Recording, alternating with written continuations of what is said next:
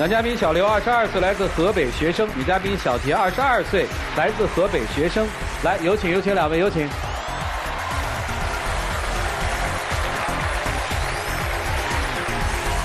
主持人好，各位老师好，好，特别有礼貌的俩孩子，都是河北人，对，是一个地方的吗？我在保定上学。我是在北京上学，但是我们家是一个地方。怎么那么远就认识了？因为我们有共同的朋友啊，然后有一次在同学聚会上，就是一起吃饭嘛啊，然后我看这个女孩挺好，人挺热情，也挺可爱的，然后我留了一个联系方式，说以后可以交朋友。后来我们就慢慢处着就好了啊。谈了几年恋爱了？1年多。这中间听说还挺波折是吧？是，还分过一回手是不是？对。什么时候分的手啊？就是自从我妈让我出国留学开始，她就一直跟我闹别扭啊。然后有一次吵得特别激烈，她就非让我在她跟出国之间选一个。我觉得我爸妈让我出国也是为了我好，也没有什么我不能去的理由。他就特别接受不了，他说你要是坚持出国的话，那咱们就分手吧。啊，我那段时间也挺崩溃，我说那大家就冷静一段时间。这分了多久啊？分了没有多长时间，就分了有1、2个月，然后我又找人和好了。哦，你又找人和好？对，其实在我心里，我俩那些矛盾过了1、2个月之后，我都在自己心里都化解了。但是我更重视的还是我俩人的感情，所以我就去找人家了。啊。自己想去留学吗？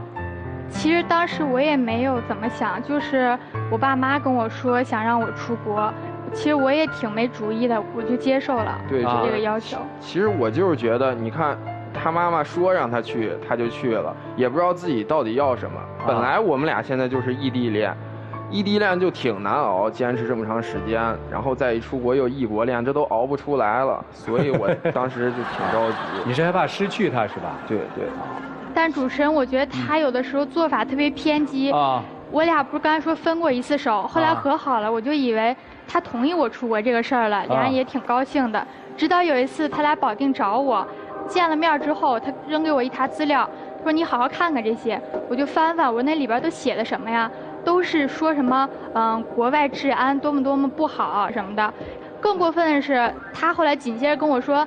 他说：“你如果以后去国外了，你肯定会遇到这些危险，你就一定不要跟我说，因为我又不在你身边，我也没有办法。”我那段时间其实我挺难过，就他拿那资料吓唬你是吧？对，他还一直给我泼冷水。其实我感觉他要出国，这都是他即将面对的，这些东西他都考虑不到。我作为他男朋友，我都要告诉他。其实确实应该考虑，就是你不管去哪儿去读书、留学、生活。它既有好的一面，也有不好的一面，都应该做些准备，这也没什么哈。对，这也没什么。但是我觉得，就是自从他要出国开始，我就有一件事，我就是特别耿耿于怀。不是得报语言班嘛？然后人家告诉我说，班里有个男生喜欢他。说你这本来我就挺生气，然后你又告诉我，我就说不行，你得严词拒绝他。后来我就发现他俩聊天记录，他就没有严词拒绝人家那个男的对他一些关心，他都有所回应。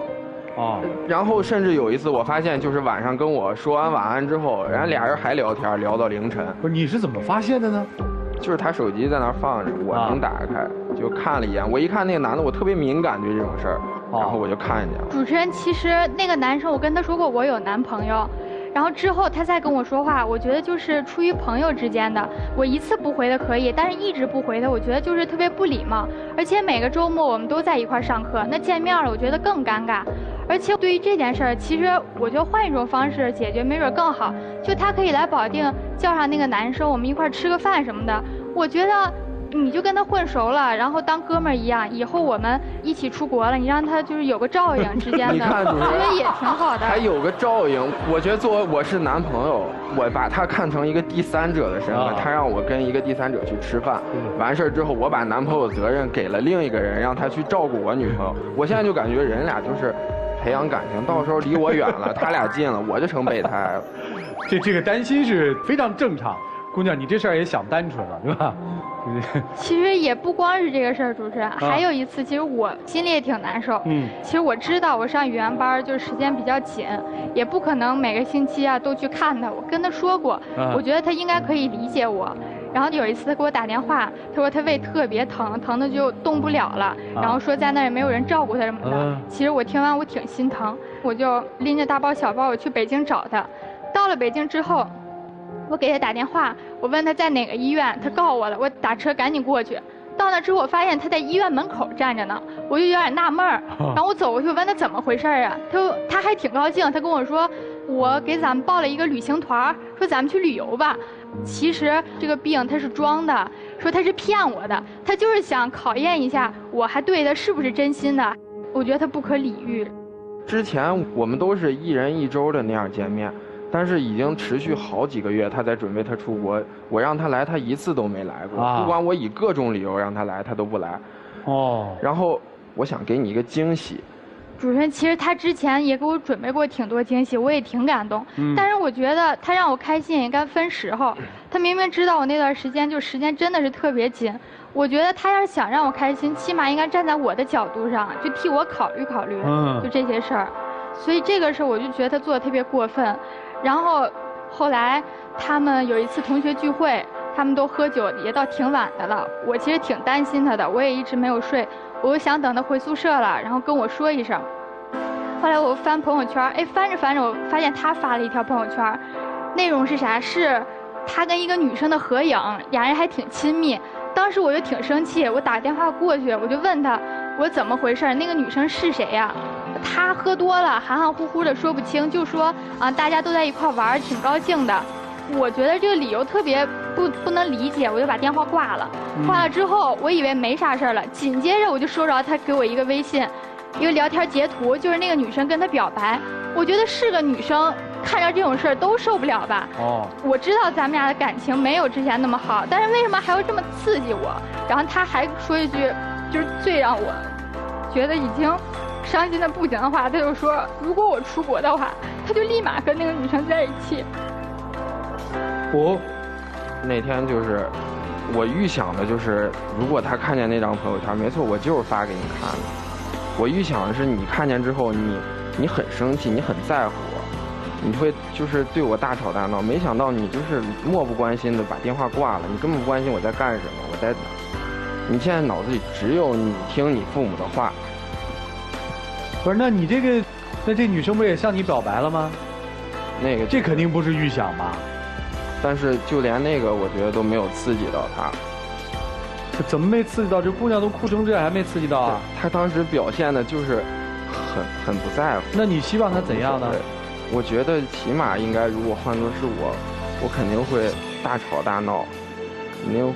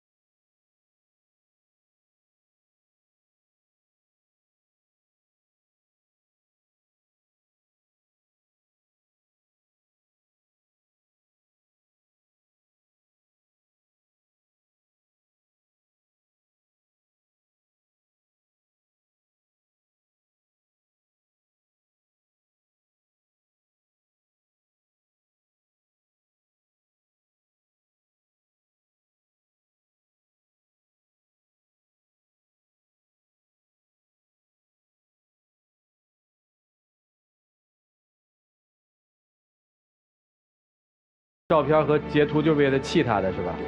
我不想让他走。哦，行了，老师们看看这个难题怎么解，一起进入丘比特问卷。其实，我觉得你现在有一点就是过于的把未来的问题前置化了，你懂吗？就是你担心很多都是还没有发生的事情，未来谁知道怎么样啊？他出国是好是坏，能不能出得成？申请的学校要没要他？语言关过没过得了？就很多的问题呢，没到那一步，就是一定要走那一天的时候，你已经把你们的很多未来的问题放到了现在。就未来那些没有发生的事情，我们现在为什么要去考虑它呢？为什么不好好珍惜当下呢？而且换言之，他已经要决定要出国了，你不更应该珍惜现在的光阴，好好的陪在他身边，爱护他吗？表达爱意、表达舍不得、表达关心的方式有很多，但你恰恰选了最糟糕的一种方式。而且，出国和你不是一道选择题，他不是说选择了出国就证明他不爱你，也不是说他选择不出国就证明有多爱你。他就算为你留下来，放弃了出国，违背了爸妈的意愿，你能担得起这份沉甸甸的责任吗？你想啊，他未来的10日里面会说，我当时为了你都放弃出国了，跟我爸妈闹得天翻地覆，你不会难受吗？人生的选择没有任何人能去干预，或者没有任何的人能去帮他做决定，让他去做他的选择，去选择他走的路。你如果坚信你们的未来，坚信你们感情，就陪在他的身边。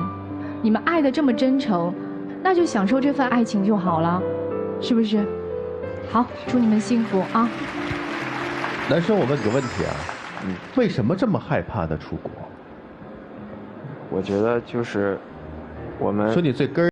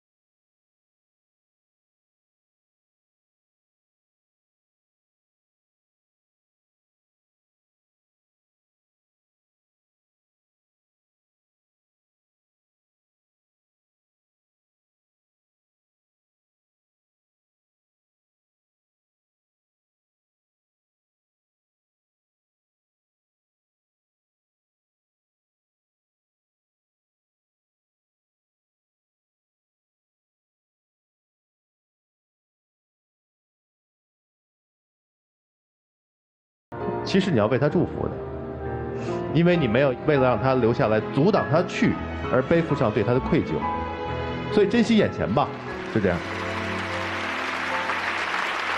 我对这个姑娘印象特别好，她站在那儿，站得笔直，头发整整齐齐，其实她真的是一个规规矩矩、简简单单的姑娘，或者说她的思路真的没有那么复杂灵活，就是比较单一。所以他真的就是觉得我就是出过国，因为我妈让我去，我并没有更多的想法，说我出国了，有可能我会遇到更美好的人生，甚至一个更美好的男朋友。他对那个学校里边对他献殷勤的男孩子，他没有拒绝，他真的可能就是想我们出国有个互相的照应。当然这个方法非常不可取啊。所以在这点上，我倒并非觉得男孩的担心是过多的，是多余的。因为很有可能，姑娘，以你这样简单思路，你很有可能出国之后，生活遇到了困难，学习遇到了麻烦，那个男生在你身边，他总陪你，然后你很感动，他不要求回报，真诚的付出，你就开始不知所措。你想过，如果真的发生这样情况，怎么面对吗？所以我们可以接受自己是单纯的，但生活是相对复杂，要去思考的，你明白吗？你的做的不妥之处在于，你忘记了你的身边有个他和你一直在并肩啊，你不能这么只看自己脚下的路，他的那条路在你旁边，所以你要让自己多去思考一下，他就不会这个样子。而小伙子，我相信你是喜欢他，想留住他。但是你知道为什么他现在说想和你分手吗？是因为你确实在考验来了的时候，你表现得不够好。他需要一个，他将来比如说出国了，遇到生活困难，又有另外男孩想要打动他的时候，有一个男朋友告诉他，我在，你放心，不要接受他的好感，有我都会好。你没有这样的胸怀，没有这样的气度，你怎么去呵护这样一个相对单纯的姑娘呢？所以你要想想你的问题在哪里。如果你真的想和她在一起，你要把你的胸怀练得更宽广，肩膀练得更厚实。希望你们能够经得住考验。谢谢。当女生说到你可以跟那个男生追你的男生混成朋友，以便于在国外的时候可以把我托付给他，这倒是显得你确实挺天真的。我倒不觉得你心里会有别的想法。你和他其实感情也不深，这几年来都是异地恋，周末相会。但是将来你在那儿的1年半到2年，你将要和那个男生朝夕相处，你能保证不发生感情吗？我对你们俩的看法就是一个非常简单，就你们俩感情没到那一步，你们不过是周末情侣而已，并没有生活中的朝夕相处。如果你要是一旦留下来，你会发现他更多的问题，你会更想出国，更想逃。所以其实你走是好的，你走了以后，你过你的，他过他的，依然处于这种周末的状态，你也不必担心。在你与他异地恋的这2、3年，你跟他只是做周末情侣，他也和他的同学朝夕相处，要发生的早就发生了，你说对吧？对。所以你何必担心呢？担心有什么意义呢？有的时候你越是想让对方留下，越是显露出自己内伤的一些软弱，那不索性就让他走了，去吧，啊！如果你真的有那么爱他，即便是有了距离，那也会产生思念，比捆在一起彼此反感要好得多。希望你多给他一点鼓励，好不好？好，就这样。顺其自然嘛，都不要强求嘛。我倒同意曲老师那个看法。这2年如果能扛过来了，说明那个爱的浓度是有的。其实你不仅担心他，你也担心自己是不是能扛不住诱惑嘛，都有吧。其实就是对那份情感的不确定性嘛。生活是在变化的，其实我们每天都面临考验，所以你们愿意坚守，就顺其自然的走，珍惜当下。如果你们当下都不好的话，这在哪儿不都是分吗？好不好？来，一起进入那几天喝古方红糖真情60秒。我觉得这么长时间，咱们2个熬过来这么久，我确实之前做的那些事儿都太傻，但是我希望你明白，它全都是出自我内心最深的感受。我只是想对你好，我只是想尽我可能把咱们俩感情像原来一样好。我没有注意到方式，我觉得对不起，我以后一定要像老师说的那样，我要作为一个男人，我要扛起来那种责任，那种支持理解你，拿出那种样子来。不管你做什么决定，我都支持你，我都理解你。我知道自从我上了语言班之后，对你没有以前那么好了。以后我也会注意这些问题，我也会对你像以前一样关心。好，谢谢两位，请回吧，谢谢你们。请关门。来，看看他们自己的选择，请开门。